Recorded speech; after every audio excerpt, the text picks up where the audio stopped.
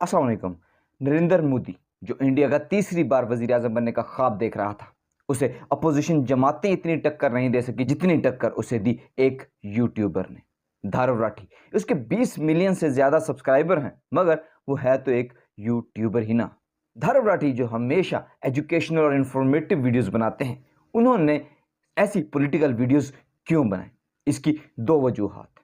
एक तो ये कि नरेंद्र मोदी का जो मीडिया है वो जो कुछ दिखा रहा था कि इंडिया में नरेंद्र मोदी ने ये कर दिया वो कर दिया, वो सब अच्छा है, वो सब अच्छा नहीं था। और उसकी दूसरी वजह कि जब नरेंद्र मोदी एक डिक्टेटर बनने लगे तो धर्म राठी को लगा कि अब यहां मौका है कि अपने मुल्क के लिए, अपने देश के लिए कुछ ऐसा किया जाए जो इस मुल्क की बेहतरी के लिए है। धर्म राठी के मुताबिक उन्होंने जो भी वीडियोस उनके खिलाफ बनाई हैं वो उन्होंने अपने मुल्क की बेहतरी के लिए, अपने मुल्क को डिक्टेटरशिप से बचाने के लिए, डेमोक्रेसी को बचाने के लिए उन्होंने ये वीडियोस बनाई हैं। धर्म राठी ने पहली वीडियो बनाने का फैसला तब किया जब उसने एक प्रिजाइडिंग ऑफिसर को देखा कि वो वोट पर डाका डाल रहा था और वोट चोरी कर रहा था। हत्ता कि सुप्रीम कोर्ट ने भी कहा कि यहां वोट चोरी हो रहा है। तो उसके बाद उसने पहली वीडियो बनाई द डिक्टेटर, कि ये एक डिक्टेटरशिप की तरफ मुल्क को लेके जा रहा है। पहले तो उस यूट्यूबर ने सोचा कि इस एक वीडियो से होगा क्या, मगर उसने सोचा कि जब मेरे बच्चे मुझसे पूछेंगे कि जब मुल्क में ये सब हो रहा था तो आप क्या कर रहे थे, तो उसके बाद उसने एक वीडियो बनाई और पहली वीडियो पर ही 25 मिलियन से ज्यादा व्यूज आए। तो फिर उसको लगा कि जो बात मैं कर रहा हूं लोगों के दिल में, लोगों के मन में भी वही बात है, मगर वो लोग बात नहीं कर रहे। उसके बाद उसने एक कदम और आगे बढ़ाया और उसे लगा कि ये कदम आगे बढ़ाना किसी आग के ऊपर चलने से ज्यादा मुख्तलिफ नहीं है। और ऐसा ही हुआ कि उसके खिलाफ ऐसे प्रोपेगेंडे और ऐसी बातें की गई कि उसे कॉकरोच, उसे कुत्ता, बिल्ला या बुल्ली तक कहा गया। लेकिन फिर भी वो रुका नहीं। शायद इसके बाद वो रुक जाता, मगर दूसरी वजह यह बनी कि जब अरविंद केजरीवाल को गिरफ्तार किया गया और बीजेपी के अकाउंट्स को फ्रीज कर दिया गया। अब लोग सोच रहे थे कि ये कानून के मुताबिक है, मगर एक दूसरी पार्टी को साइड लाइन करना किस तरह से दुरुस्त हो सकता है कि वो अपनी कंपेन ही ना कर सके। इसके बाद धारू राठी ने यके बाद दिगरे एक नहीं 5 वीडियोस बनाए और इन 5 वीडियोस का मकसद लोगों को अवेयरनेस देना था कि ये जो कुछ भी हो रहा है ये असल नहीं है, कि जो मीडिया दिखा रहा है, ये जो व्हाट्सएप ग्रुप्स आपके जहनों तक पहुंच गए हैं कि वो मोदी को भगवान बनाकर पेश कर रहे थे कि मोदी ही सब कुछ है। जिस वक्त इंडिया का नेशनल मीडिया, अखबारात, यूट्यूबर्स और तमाम व्हाट्सएप ग्रुप तक नरेंद्र मोदी की माला जप रहे थे, उसकी कंपेन कर रहे थे, तो ऐसे में एक यूट्यूबर से इतना खतरा क्यों कि उसके खिलाफ ऐसी मीटिंग्स की गई बीजेपी के खुद मेंबरान ने कि इसको डिफेम किया जाए, इसको हटाया जाए। क्या डेमोक्रेसी ये है? डेमोक्रेसी में तो ये होता है कि हर शख्स को हक है कि वो आपसे सवाल पूछ सके, आपसे पूछ सके कि आप ये कुछ क्यों कर रहे हैं।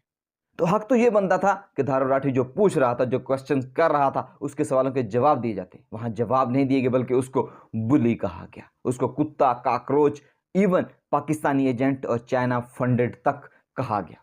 इसके साथ साथ जो बीजेपी की मेंबरान ने उसके खिलाफ मीटिंग की, उसमें यह तय हुआ कि ऐसी गलत खबरें फैलाई जाएं इसके बारे में कि ये कह रहा है कि नरेंद्र मोदी वजीर आजम बनने के बाद सनी लियोन को भी मिनिस्टर बना देगा।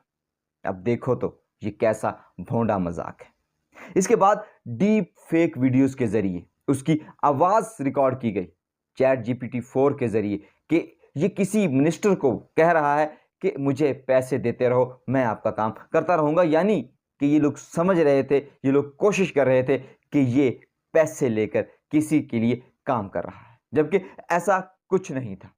क्योंकि इसने एक नहीं 5 वीडियोस बनाए। क्यों? क्योंकि लोग इसको अप्रिशिएट कर रहे थे। सिर्फ आम पब्लिक ही नहीं, बल्कि जो बॉलीवुड स्टार्स हैं उन्होंने इसे कहा कि मैं आपकी बातों से इंस्पायर होकर अपनी शूटिंग छोड़कर वापस बंबई आया सिर्फ वोट डालने के लिए। ऐसा ही कभी पाकिस्तान में होता जब इमरान खान के पिछले इलेक्शन में लोग बाहर बैरून मुल्क से पाकिस्तान आए थे वोट डालने के लिए, ऐसा ही बैरून मुल्क से अब लोग आए वोट डालने के लिए इंडिया में, और वो भी धारू राठी के कहने पर। वो नरेंद्र मोदी जो कह रहा था कि 400 पार 400 पार, वो 250 पार भी नहीं कर सके, कि 2/3 मेजॉरिटी भी हासिल नहीं कर सके। किसकी वजह से? अब तक जो लोग क्रेडिट ले रहे थे या कोशिश कर रहे होंगे कि हमने ये सब किया। तो कुछ लोग धारुव राठी को भी कह रहे थे कि इसने बोट्स खरीदे हुए हैं, इसकी वीडियोस जो हैं वो बोट्स के ज़रिए चलती हैं, मतलब कि ये आम पब्लिक नहीं है जो इसकी वीडियोस को देखती हैं। और उसमें उन्होंने ये भी तक कहा कि ये पाकिस्तानी हैं जो इसकी वीडियोस को देखते हैं। तो धारुव राठी ने अपना वो चार्ट तक दिखाया जिसमें देखा जा सकता है कि 80% उसके व्यूअर्स इंडियंस हैं। हाँ, पाकिस्तानी, बांग्लादेशी और नेपाली भी उसकी वीडियोस को पसंद करते हैं, लेकिन ज़्यादातर व्यूअर्स इंडिया से हैं। धारुव राठी ने ये सब किया, वो अपनी इंफॉर्मेटिव वीडियोस बनाकर उसी से सब कुछ कर सकता था, मगर उसने ये सब किया इसलिए कि कल को जब उसका बच्चा उससे पूछे कि जब हमारे मुल्क के साथ कुछ ऐसा हो रहा था तो आप कहाँ थे। और उसने अपनी सी तरफ से छोटी सी कोशिश की और उसकी छोटी सी कोशिश इतनी बड़ी हो गई कि उसका प्रोजेक्ट शुरू हुआ मिशन 100 करोड़, जिसमें उन्होंने कोशिश की कि इन वीडियोस को मुख्तलिफ इलाकों में, दूर दराज इलाकों में हर आवाम तक, हर दूसरे शख्स तक पहुंचाया जाए और जिसमें तकरीबन वो कामयाबी और 20 से 25% वोटर्स तक अपनी वीडियोस को पहुंचाया। ऐसे लोग भी थे जो प्रोजेक्टर लेकर निकल गए और राजस्थान और दूसरे इलाकों में जाकर धारुव राठी की वीडियोस को लोगों को दिखाने लगे।